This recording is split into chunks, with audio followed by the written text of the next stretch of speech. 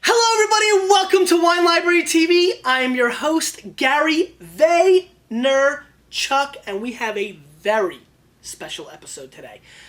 How do I pick my episodes is a question a lot of people ask. And really, the funny thing is, anytime you'd like, Eric. And the real funny thing is that the way I pick my shows really have no rhythm or reality to them whatsoever. Basically, I'll either get an email the night before, somebody crying to me like, Gary, you haven't done a Rioja show in a long time, and bam, I do a Rioja show because, I'm instant gratification that way. And that's basically it. No rhyme or reason. We pick the wines and we choose them and then we do them, and that's what we're doing today. And guess what? Somebody called or emailed. They didn't call. They emailed and said, I want a Rioja show, so we're doing a Rioja show. And why is Rioja important? Let's talk about it for a couple of reasons. One, Rioja is the old mainstay of Spain. Spain has really become hot over the last 3, 4, 5 years especially. And a lot of new areas, Ribera del Duero comes to mind, Toro. But Rioja is the original, like the real backbone, the old world of Spain, even though you've heard me refer to Spain as a new world. And then, of course, I get my 25 emails. Hey, Gary, Spain's not new world. I know it's not new world, but what the wines that are coming out are new world. But Rioja stayed pretty old world. Other than that, the prices have stayed somewhat under controlled, and I have a lot of respect for the growers, the farmers, the owners in this region because they've gotten a lot of press over the last 10 years, and though the prices have gone up, they have not exploded. They have not exploited their popularity, and unlike Eric and I, they are just really good guys for that because, we exploit our popularity for that. Anyway, 5 wines, we're going to taste them, and I guess without further ado, let's get right into it, Eric, and here we go. Araco 2004 Rioja, and this is $8 US, and this is not scored by anybody, but we carry it, so I'm tasting it. No mainstream press. Let me talk about Rioja a little bit. Couple things. Baja, Alta, and Alavesa. These are the 3 areas that Rioja is being broken up into, and a lot of people have never given that any thought, but we're seeing a lot more wineries. For example, the last one we have today has the Alavesa designation. We're starting to see people want to control their terroir. There's that word again. They want you to know that it's from this specific area. We're getting into that kind of farming in the wine world, and they want to really have their own identity within Rioja. So that's very important. Also, the levels. This is a Rioja. The next wine is a Crianza. Then you have Rioja Reserva. Then you have Rioja Gran Reserva. Those are 4 different Riojas. How do you know which ones are which? Rioja is just basically standard, not too many rules, 1 year aging, and it can come out. Crianza, 2 years aging, 1 has to be an oak. Reserva has to be 3 years, 1 an oak, and Gran Reserva, 4 years, 2 an oak. So there's some different levels of how Rioja can be released. Look for those things on the labels. I'm sure you didn't follow that because, I always go through it fast. Email me if you have any questions. Even better yet, post a question in the comments and forums. Let them do it because I've got more than enough work these days. Ask, right, Aaron? Ask. Sorry about Friday's episode. I went up to the Boston Wine Expo, and it wasn't that great. The wine quality was not up to snuff, in my opinion. As I was leaving, I found out there was some Grand Cru room, so you had to pay another $250 or something like that to get into the good stuff. I'm against that theory, so even though that it was a great trip and I met a lot of cool people, took a couple pictures with fans, talk about the head exploding, it was really cool, but definitely a little disappointed with the selection.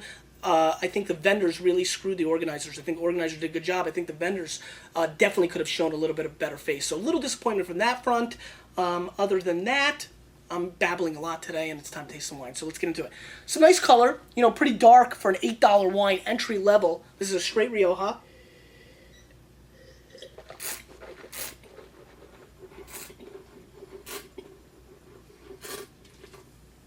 Now the grapes we see in Rioja are Tempranillo, and then obviously you get, Graciano and some of the other grapes, but Temp definitely dominates this area. Dirty nose, kind of sweaty sockish, and we've talked about that in the past. Almost like a wet, damp sticks, almost like after a big rainfall, the sticks you find on the curb, really that wet wood. Not really attractive at all. A little bit of blackberry, a little black currant on the nose. Getting into the flavor profile.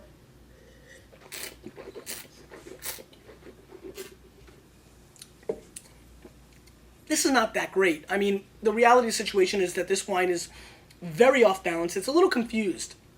And there's nothing more disappointing than a confused wine. It's trying to find its way. You're like, come here, little wine. Come here. You can find your way. And they're just like, what? I'm going to go over here. And then you're like, oh, man. And that's exactly what this wine is doing.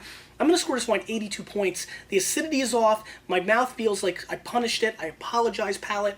And this is just something to clearly stay clear of. And I'm sure Ian, the wine buyer in the Spanish section, is going to be disappointed because I think he was proud of this somehow or something. So throwing him under the bus today. It's pretty fun.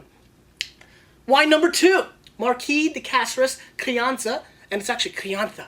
My Spanish guy always makes me say that, no Z. Crianza, 2003 Rioja. This is about $10 or so. Also not rated that I'm aware of. At least our website doesn't say so. And let's give this a whirl. I'm going to give this a little rinse. This is a wine. Pay attention, Boondocks and Canada and everywhere else. This is a wine everybody can find. I know I get a lot of complaints. Gary, why don't you put wines on the show that I can find in my local market? Listen, is it my fault that Alabama doesn't have the biggest selection of wine? It's not. And if you want me to open up a shop, I may consider it, but you're going to have to bribe me with at least $2.4 million worth of Jets memorabilia. Getting back to this wine, available everywhere. Everywhere. Everybody has Marques de Caceres. It's just a huge brand. They probably break more bottles of wine than we sell a year. So it's a huge conglomerate, and this is their 2003 Crianza. So the vintages, while I'm on it, I just thought about it, that you should be really looking for are 99, 01, and 04. Sensational vintages. So mark those down, especially the 04s. They really haven't hit the market yet, and they're going to be spectacular, so keep your eyes out for that. 03, nothing too horrible. There's really only 02 is a vintage to totally stay away from in Rioja. Back to this, 03. All right, we're getting a little bit of, at least we're getting something that smells like wine, you know, at least something pleasant. Getting some real cranberry aspects to this. And I know the other day I said a lot of cranberries in Connecticut, and it was Massachusetts. Please, I don't get enough emails. Mass heads. Anyway, real great cranberry. I'm getting a little cedar box, little hint of tobacco on the nose as well. Really actually obvious, almost like a classic old Cuban cigar nose coming through. So this is pretty intense nose, really good. Really more than I expected because I went preconceived because this is a big brand.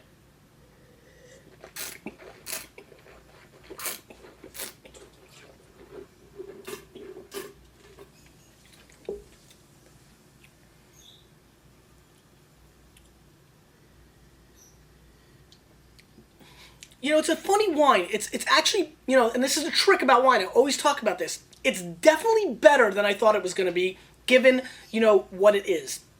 That being said, I can't let that trick me into thinking it's very good. It's got good structure. It's got good body weight, and I give it that. The flavor profile is very one-dimensional. You still get that cranberry.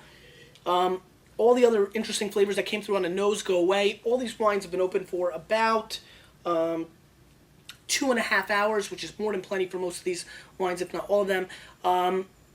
It's a little off balance. The acidity's shooting a little high, and the finish disappears. It's like I just drank water. I taste nothing anymore, and that's really disappointing. Clearly, you'd like to taste something. So I'm not totally blown away by this effort either. I'm going to score this wine 84 points, which is a fine rating. It's a good standard bottle. It's a nice entry level. I don't think it's anything too horrible.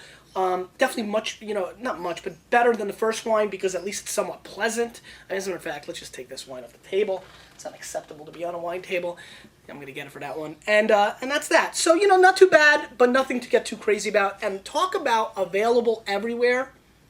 Marques de Riscal, 2002, Rioja Reserva, $14 US.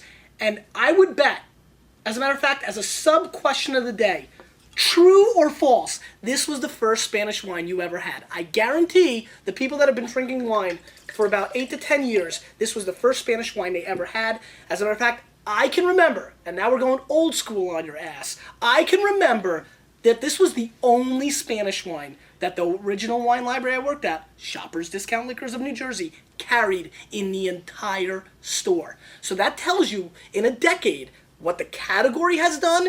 And it's just scary, one wine, this. So, and I think the second one we ever carried was this. So, 14 bones, which is pretty expensive. I thought this was still in the $8, $9 range. So, you know, I guess they're cashing a little bit on their name. I got to give them credit, though. The color is coming with the thunder. It's really dark, nice, you know, deep purple. Not purple, but real dark colors. Little cranberry-esque on the... I'm stuck in this cranberry, huh? Little cranberry color on the outskirts. Okay, this smells like, you know, walking into a dentist office. So I'm getting a little bit of laughing gas mixed with rubber gloves. So I'm not sure if that's the ideal flavor profile they were going for. I'm going to guess no. Very mentholy. I'm getting also a hint of, like, again, toothpaste, you know, just like a minty, fresh, you know. Maybe we can repackage this nose and sell it as, you know, something that's good for your teeth and your breath. I know it's a great market these days, so maybe they can make more money this way. But it's very, very hinty that way. I'm also getting a little bit of herbaceous oregano aspects, asparagus, and a little hint of broccoli. So it's vegetal mixed in with that dentist office. So almost, you know, yeah, that's what it is. So let's give it a whirl.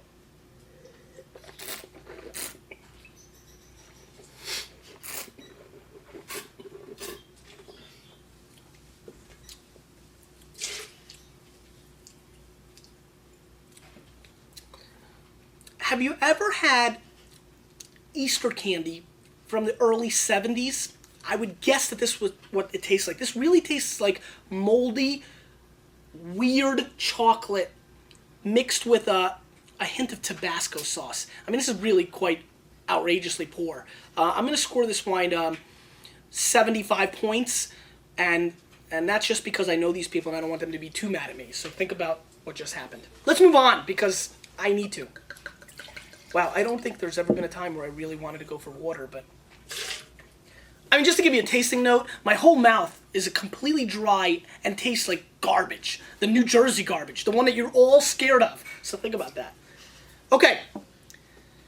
What we've got here is the Heredia de Lopez 1998 Rioja Reserva. And this is $30 US. It's 75% Tempranillo. It's 15% Grenache and 10% Graciano, and it's a $30 US, and Graciano is a big part of Rioja. This is a very legendary, interesting winery, Lopez de Heredia. $30 US, 93 points. Josh Reynolds, who writes for Stephen Tanger's publication, and what you're going to notice, and it's a totally different wine, and I'm super stoked. I brought this for a reason. This is throwback time. It's get in your time machine, zap back to the 1700s and taste the wine the way it was made then. I mean, right off the top, you can tell, and, you know, again, I should have brought the white paper, did something. This is by far the lightest non-Pinot Noir red wine we've ever had on Wine Library TV. And this is the color of the wines of the region 100 years ago. They're just really, really, I mean, I could see my fingers through it, and how, I would tell you that that's, it might be the first wine that I can see my fingers through for a red wine that we've done in this show. So right off the top, that's what scares people with this wine. The lack of color, they right away think that it's an inferior wine, but I'm here to tell you it's usually not, but this one may be. Again, 93 points, Josh Reynolds, pretty conservative critic. It's a humongous score. 12.5 alcohol, another thing that would throw a lot of people off. They would think it's not, you know, a lot of people judge the wines based on the alcohol content. It's got to be 13.5 because it's real wine. So right off the bat, you're getting that polished, silky, vegetal, terroir-driven, dirt-flavored nose. So how does a terroir-driven nose, what I like to refer as terroir-driven, which means dirt, manure, cow manure, camel manure. Saw something on CNN about camels. Camel manure, you know, things like that. How does that become not dirty and stinky like we always refer to and become a little bit more polished and integrated? That's a secret I can't tell you because the winemakers won't tell me. But there's few guys who really understand how to coat all those dirty, disgusting flavors with like almost like a great cherry pie flavor. And it just rounds out all those flavors and makes it polished and silky. And that's what I get out of this wine. It's just that classic, it's almost, what is that, rhubarb? What is that? Rhubarb. Yeah, rhubarb pie kind of nose coming through. You're getting a little bit of that. It's really nice. Almost a little red radish coming through, green, you know, bell peppers. It's an exotic nose at best, and it's almost got rounded again with cherries and chocolate.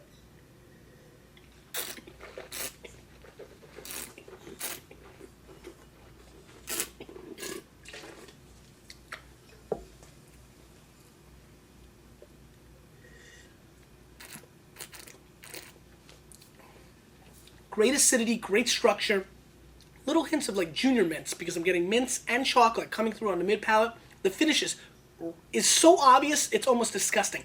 This is 100% sour cherry on the finish. It's all I taste. I'll tell you what I'm excited about this wine. This wine is good. It's very good. I actually like it a lot. This is a wine that is so far from people really like. I mean, there's so many New World people who would not like this wine. This is really driven towards the Old World drinker. This is the kind of wine that I would see 10 to 12% of the viewers enjoying. However, I'm going to score this wine 91 points because it's spectacular and well made. It's got a lot of great flavor profiles. And most importantly, and this is where I want everybody to really pay attention, if you are curious what Bordeaux tastes like, that's from the 70s and 80s, this is the wine that you need to seek out today. This wine, and this happens a lot with Riojas, have very obvious and similar characteristics to 25 to 50-year-old Bordeauxs when they mature. This being an old world. Nobody in Bordeaux makes it as old as Lopez does in Rioja. This is a real vault and an opportunity, and a rare, inexpensive opportunity to taste what an 82 Bordeaux might taste like, to taste what a 70 Bordeaux might taste like. And that is what this wine is all about, and this is what kind of excites me. And really, I know a lot of you, most of you, have never had that experience. And if you're curious and you want a good food wine, because this is a great food wine, this is the wine to seek out. Finally, Glorioso 2000 Rioja Alavesa Rioja. And the Gloria is a really, really interesting wine. 92 points, Robert Parker. And this is about $50, Ostatu. And you're going to see a totally different wine. And this is why I paired these up at the end. I mean, this is like, talk about ebony and ivory. This is like opposites at all levels. This is pitch black Rioja, totally New World styled, owned by the same family that owns Angelus, which is a huge Bordeaux winery that gets 98-point scores for the 2005 vintage, for example, and $250 a bottle. 50 bones, 92 RP, the man in Maryland, and I've been dying to try this wine because everybody's been screaming about this in my inner circles, so I'm excited, and I've been saving it for the show, and here we go. Really, great color, nothing to say other than that. I mean, this is the beauty of wine. This wine smells nothing like the others. This is a New World fruit bomb, but not too bad, actually. Not an Australian Shiraz, not Syrah from Washington State. This is a little bit more subdued. I'm getting really obvious black plum flavors, almost black raspberry coming through again on this. I'm also getting a hint of oak, definitely, and almost, we're starting to hit the rainbow a little bit. I'm getting a little of the Skittles that I talk about. There's definitely some candied fruit in this. Almost think gummy worms, coming through a little bit. So let's give it a whirl.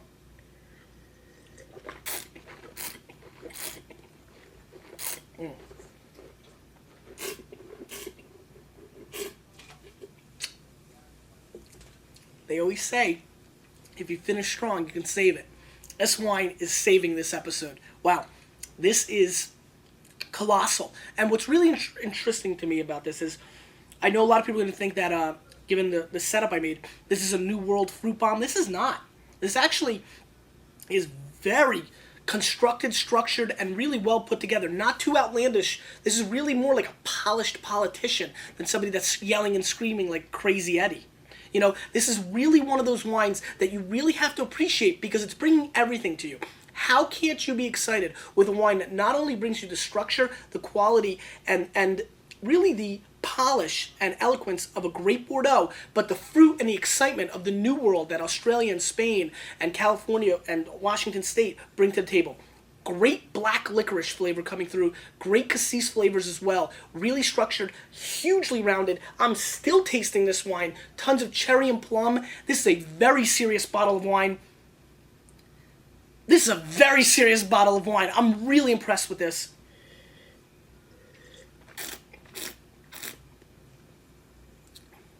It's funny. The initial flavor is very Old World. Getting that sour cherry that I tasted in the Lopez Heredia. But some of the vanilla and the extract come through on the mid palate, and then the cherries and fruit bombs really come at you at the end. This is an explosive bottle of wine. We're going to have to score this wine 94 points. I think Parker missed the boat on this. This is at least 1 or 2 points better, and it may be because I'm tasting it, because I can see what's going on here. If he had it 6 months ago and I got to go double check, I could see where he would have scored. I mean, I can physically feel this wine opening up in my palate, and I would predict in 4 or 5 years this wine is going to rock your pants off, and I don't want to hear any comments about that. But that being said, this is a huge winner. Let's score 94 points. We're going Lopez 91 points. What do we do here? 85? What do you think? What was that? 84. 84. This one's like 75. And 82. that was 82? And that was 75. You think so? I don't think so. I think this was... I can't wait. Guys, isn't it going to be awesome? I'm going to beat Eric. This is going to definitely be an 82. This is 75, but everything's the other way. But we're going to retape. We're going to rewind and prove that I'm correct. Question of the day. What is your favorite Spanish wine of all time, and when did you drink it, and what will be the next Spanish wine you're going to taste? It's a lot of work for you. Because you, with a little bit of me, we're changing the wine world, aren't we? I did a little float.